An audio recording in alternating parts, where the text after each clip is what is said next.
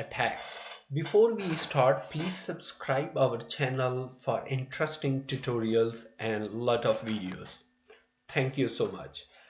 Reconnaissance attacks. The word reconnaissance gains its name from a military-based technique of observing a region to locate weak spots or threat. Reconnaissance attacks are used by cyber criminals as a way of gathering information about the endpoint or affected system, or to locate accessible services and assets of the attacker's target.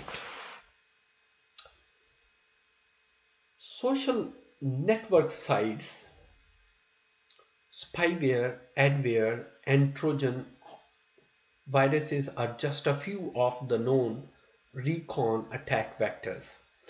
Though this type of an attack, the attackers aim to gain as much information as possible about a target and use that information to discover vulnerabilities that can be used later to exploit the system. In general, these attacks don't cause damage but are used as a means of information gathering. Common techniques that are used for recon attacks include ward driving, port scanning, and password cracking. And there are specific tools that an attacker will use. One of the most widely known tools for performing a recon is Nmap.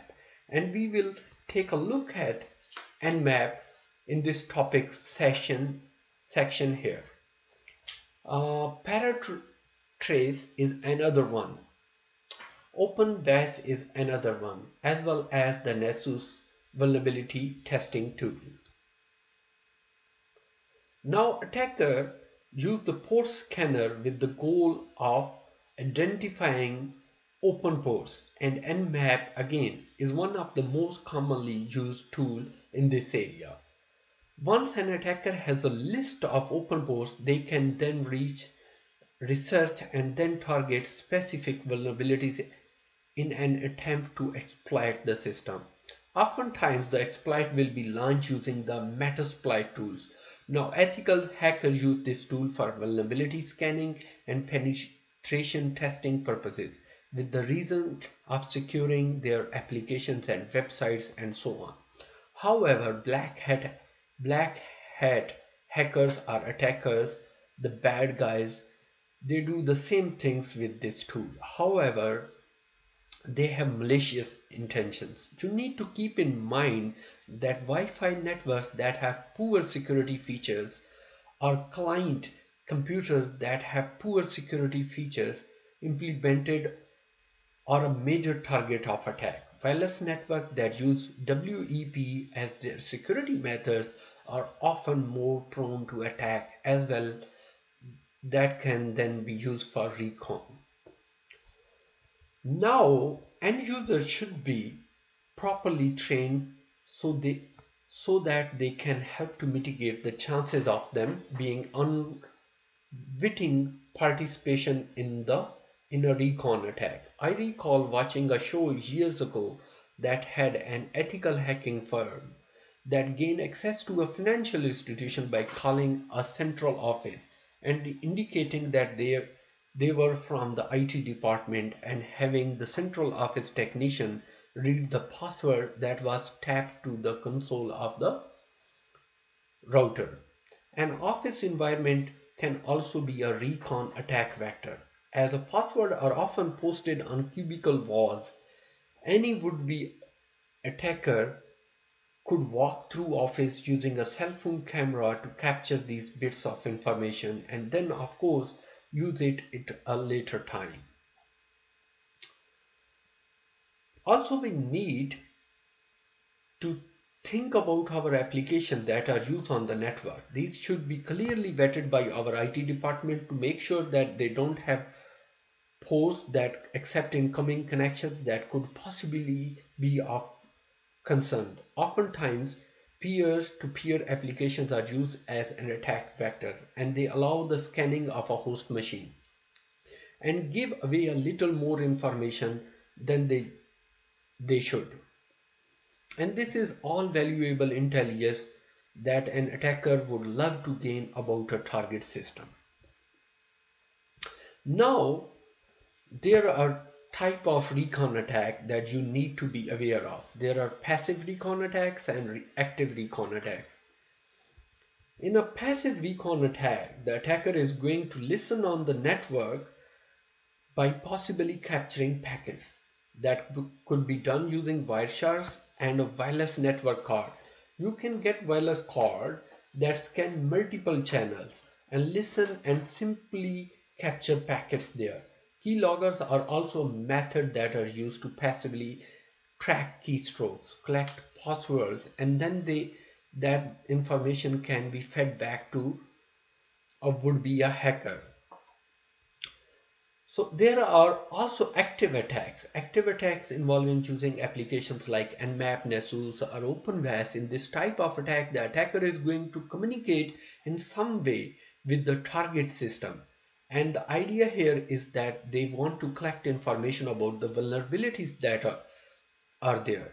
So you can imagine the topology that we see here as an attacker device connected via the network somehow to a server device. Using, for example, Nmap, a string command can be issued that instruct the Nmap application to send packet to the target server. Now perhaps that target server is listening on several ports like port 80, port 443, port 25, port 53. Whatever service that might be running on that devices have listening port. When Nmap scans that devices and the server reports back that all these ports are open, this attacker can now maintain a list of ports and then research those ports for potential vulnerabilities. Using that list of potential vulnerability might just lead to an exploit of the system. Now, recon attacks can be mitigated by implementing tight security controls on any intent connected system, using SSH for management so that password can be captured and so that the information is being passed in the session cannot be seen. We know that SSH use encryption. Also on our network devices, it is advisable to use obscure devices name rather than a device name that give away too much information. So you think of protocol like the Cisco Discovery Protocol. If, for example, an attacker were to be connected to the network and receive CDP information, we might not want the attacker to receive a host name of a device that says server switch or data center central switch or something along those lines. So obscure devices name, hide them. We also want to, of course, use strong encryption. VLAN for isolation and even private VLAN can be used in our network to help mitigate recon attacks. In a private VLAN, we have multiple users that are all connected to the same main VLAN. Let's say they are all part of VLAN 5, but each port is isolated from one another. Now there is what's known as a promiscuous port, and that promiscuous port would lead to the default gateway. So any of the user, whether it be A, B or C, that could talk to that promiscuous port, and that promiscuous port can return traffic to any of them. However, being assigned to the isolated port will disallow communication between users of that port. So user A, who is a part of VLAN 5 but on the isolated port, couldn't run an Nmap scan against host B, who is also in VLAN 5. So private VLANs or switch port protected configured ports can all help us in mitigating recon attacks. It is also advisable to implement IDS and IPS technologies so that they can identify when scans are happening, and also the use of network address translation or port address translation can be means of mitigating recon attack, as a single IP address might be used by multiple devices for network connectivity. So a scan of that single IP address doesn't necessarily give away the internal topology. Again, something that would be nice for an attacker to have, so that can map out the network. That is good recon. And again, going attack, back to that military term, that is exactly what recon was used for, to identify the lay of the land, to figure out what everything's look like, and then target the weak spots. So NAT can kind of hide that for us. Let's look at a quick example here of a Nmap scan. Now what's happening here is we are on a Kali Linux machine, and that Kali Linux machine has entered the command nmap -v sn 192.168.80.131. Now that host that is running on that IP address is running the Metasploitable operating system, which is a known vulnerable Linux operating system that is used for penetration testing. It is a good way for us to test against our own device, and then we don't have to worry about breaking any law or anything like that. So I recommend you to use VirtualBox and different virtual machine to scan them.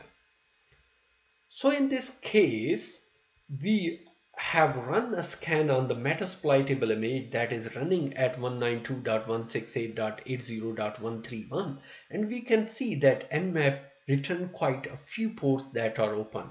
And of interest here, port 21, which is FTP, that is not secure, it is clear text. We have a port 23, telnet is open. We have HTTP port 80 that is open, and several others. So now as an attacker, I can gather up this information, start looking for vulnerabilities. Another thing I could do with Nmap here is I could run a scan to guess the operating system. Well, in this case, we can see that the MAC address here gave us away. It is a VMware based image, but nothing here in this output says that is a Linux device. But of course, we could run a scan and do some operating system fingerprinting or OS fingerprinting. Once we have that information, now we can start to research these ports on a particular OS, and we can target the device for attack. So next we are going to talk about access attacks. Before next tutorial, please subscribe to our channel for interesting videos and tutorial. Thank you so much.